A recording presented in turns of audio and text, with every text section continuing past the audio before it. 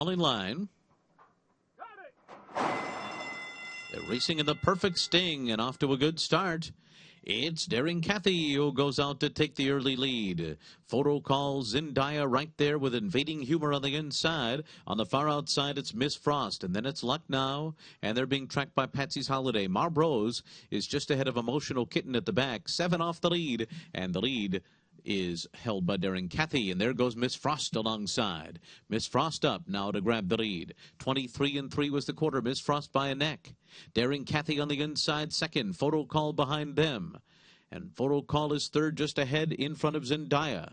Then Invading Humor fifth on the inside. Patsy's Holidays alongside of Lucknow, and they're 4 lengths behind at this stage. Marbrose content to be 6.5 lengths off the lead. And Emotional Kitten trails as they head into the far turn. It's Miss Frost and Daring Kathy. Miss Frost a neck in front after a 47 1/2 mile. Daring Kathy is second, and Zendaya is third, just to the outside of the top 2.